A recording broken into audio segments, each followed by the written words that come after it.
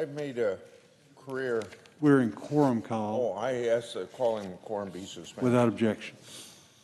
I've made a career in the Senate of fighting against government waste, fraud, and abuse. And most recently, I have found this waste in an office within the Department of Defense called the Office of Net Assessment. Its purpose is to produce an annual net assessment, which is a long-term look at our military's capabilities and those of our greatest adversaries. I'm here to say to my colleagues that office has lost its way. When I began a review of Stephen Halper's contracting work at the Office of Net Assessment, something didn't look right. So I asked the Inspector General to look into it. For those who are unaware, Stephen Halper was a central figure in the debunked Reichsig collusion investigation. Stephen Halper secretly recorded Trump campaign officials during Crossfire Hurricane. Halper also received over $1 million taxpayers' dollars from the Office of Net Assessment for several research projects. But the Inspector General found some problems with that contract.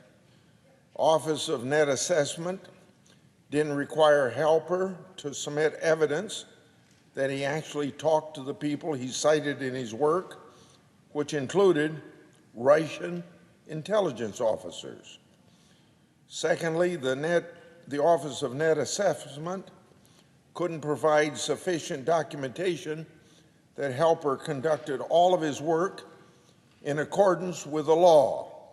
And three, the Office of Net Assessment didn't maintain sufficient documentation to comply with all federal contracting requirements and Office of Management and Budget guidelines. The Inspector General also found that these problems were not unique just to Halper's contracts, which indicates then systemic issues within the Office of Net Assessment. Moreover, it's been reported that some of the individuals that Halper cited as sources in his research have denied contributing to Halper's work. Oddly now, Office of National Assessment Director James Baker has repeatedly told me that Halper's deliverables were high quality, quote unquote, high quality, and then another quote, conformed to the requirements set forth in the contract, end of quote. So, what planet does the Office of Net Assessment live on? The office spends almost $20 million a year of taxpayers' money every year. Yet, according to a deposition of Mr. Baker, the Office of Net Assessment hasn't performed any annual net assessments since 2007.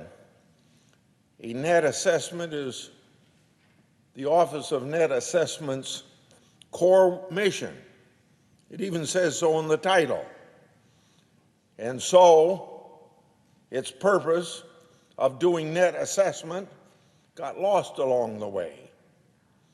Moreover, after I began my oversight work at the Office of Net Assessment, a Department of Defense directive regulating the Office of Net Assessment was changed to provide cover for the unit's lackluster performance. Now, isn't that convenient? When your work is to do net assessment, and you've been in existence for decades, and since 2007 you haven't been doing your net assessment, you issue a directive changing what the purpose of the Office of Net Assessment is all about. And they did it pretty simply. On April the 14th, 2020, the word shall was removed from the December 23rd, 2009 version of the directive that required the Office of Net Assessment to produce what their title said, net assessments. The new version also changed the Office of Net Assessment's research scope to generic research, seemingly untethered to a net assessment. How convenient. This swamp needs to be drained. Last week, I introduced an amendment to the defense bill that does several things. First, it reduces Office of Net Assessment's budget to $10 million a year instead of $20 million a year. Second, my amendment requires the Secretary of Defense to create a comprehensive plan to ensure that the Office of Net Assessment performs what the title of the agency says it's supposed to do, an annual net assessment, and complies at the same time with every dollar they get, federal contracting requirements. So this would take it back to the reason why it was first created decades ago. Third, the amendment would require the Department of Defense Inspector General to study and report on the Office of Net Assessment's contracting failures and determine if the net assessment can be done for less than $10 million.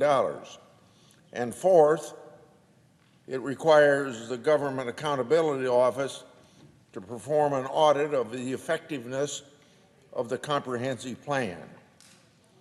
Right now, it's pretty clear.